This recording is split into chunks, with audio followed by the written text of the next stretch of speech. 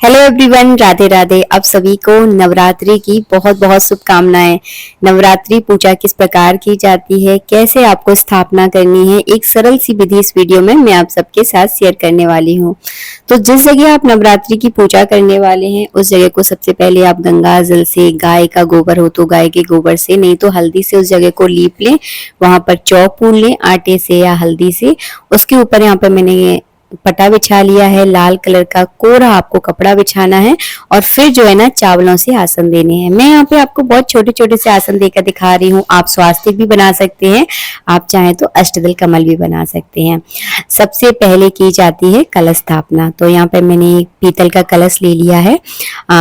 कलश अगर आप स्थापना कर रहे हैं तो आप मिट्टी के कलश का भी यूज कर सकते हैं। अगर किसी धातु का कलश ले रहे हैं तो कोरा बर्तन लेते हैं तो ज्यादा सही रहता है। तो सबसे पहले गंगा जल डाला, उसके बाद हल्दी, सिपाड़ी, 1 रुपए का सिक्का, एक लाल कलर का पुष्प और भी बहुत सारी चीजें डाली जाती है, वो मैं नेक्स्ट वीडियो में आपको बताऊंगी। इसके बाद मैंने अशोक के पत्ते लगा दिए हैं। आम के पत्ते हो तो आम के पत्ते लगा दें। एक प्लेट में थोड़े से चावल रखकर पूर्ण पात्र से बोला जाता है, उसके ऊपर आपको नारियल रख देना है, जैसे कि मैं वीडियो में आपको दिखा रही हूँ। तो इस तरह से हो जाती है कलश स्थापना।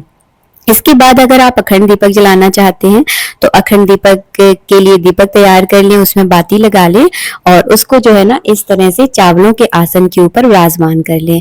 अगर तेल का अखंड दीपक जला रहे हैं तो माता रानी के बाईं ओर रखा जाएगा, अगर घी का जला रहे हैं तो दाहिनी ओर रखें, बस इस बात का ध्यान रखें।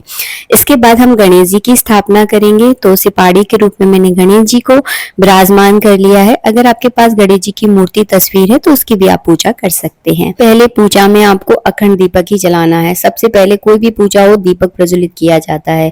तो हम माता रानी का मन में ध्यान करते हुए दीपक प्रज्वलित कर देंगे। दीपक के ऊपर 9 बिंदियां लगा देंगे। कुमकुम से ही आपको बिंदी लगानी है, आप यहाँ पे सिंदूर का भी प्रयोग कर सकते हैं। इसके बाद मैंने यहाँ पे 9 ग्रह बना दिए हैं, जिसे नवग्रह कहते हैं। नवग्रह चावल के बनाने हैं आपको, उनके ऊपर इस तरह से आपको सिपाड़ी रखनी है। अगर आपके पास नवग्रह की तस्वीर है तो वो भी आप रख सकते हैं। इसके बाद जो है ना आपके पास माता की अगर कोई तस्वीर है, मूर्ति है और जिनकी भी आप पूजा करते हैं वो है तो उनको विराजमान कर लीजिए। मेरी तरह इस तरह से मिट्टी की मूर्ति लेकर आए हैं तो उनको आप विराजमान कर लीजिए। तो यहाँ पर जो है ना माता को हमने विराजमान कर लिया है। माता के नीचे आप चाहें तो अष्टदल कमल भी बना सकते हैं। मैं तो यहाँ पे बहुत सरल तरीका आपको दिखा रही हूँ, ताकि अगर आप पहली बार कर रहे हैं और जाना झिकझिक नहीं चाहते, बहुत साधारण तौर से पूजा करना चाहते हैं, तो आपको बहुत सरल लगेगी ये पूजा विधि। इसके बाद आपको आवाहन करना है। आवाहन का मतलब होता है ध्यान करना। अपने सीधे हाथ में थोड़े से चावल, एक लाल कलर का पुष्प लेकर मैंने माता का, गणेश जी का, अपने सभी देवी देवताओं का आपको ध्यान करना है, ताकि इस पूजा में अगर मुझसे 9 दिनों में कोई भूल चूक हो तो माता मुझे क्षमा करे और यहाँ पर 9 दिनों के लिए विराजमान हो जाए।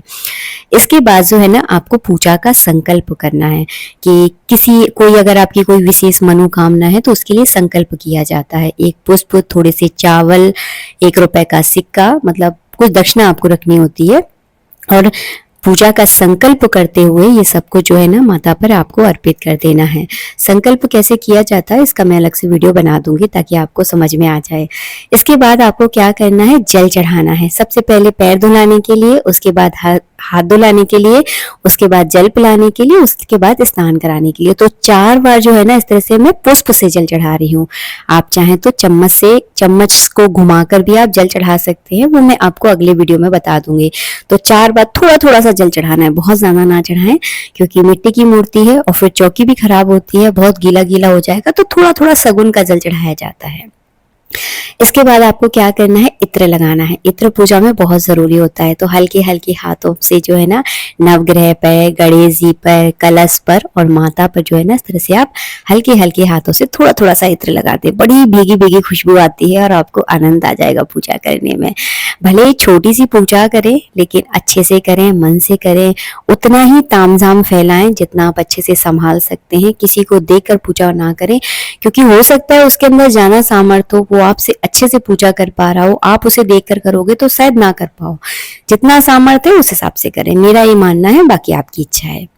इसके बाद मैं कलावा रूपी वस्त्र अर्पित कर दिए नवग्रह पर, गणेश जी पर, कलश पर और माता पर भी मैंने कलावा रूपी वस्त्र अर्पित किया है। इसके बाद मैं जनेऊ चढ़ा दूंगी, सबको चंदन से कुमकुम का जो है ना तिलक लगा दूंगी।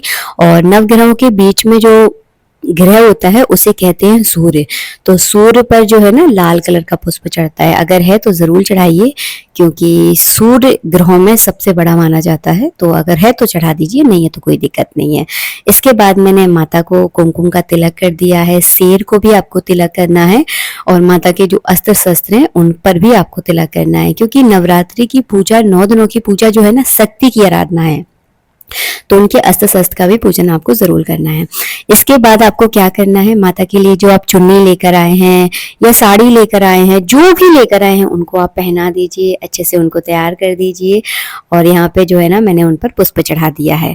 इसके बाद जो है ना आपको धूप और दीप दिखाना है। तो इस तरह से जैसे कि मैं आपको वीडियो में दिखा रही हूँ, इस तरह से आपको धूप दीप दिखा देना है माता को। मैं यहाँ पे साथ की साथ सबका पूजन कर रही हूँ, ताकि ये एक जो है ना सरल विधि हो जाती है। वैसे क्रम अलग अलग होता है, वो मैं आपको कभी नेक्स्ट वीडियो में दिखा दूंगी। उसके बाद जो है ना आपको सिंदूर चढ़ाना है। तो सिंदूर पूजा में जरूर चढ़ाया जाता है, अनिवार्य होता है।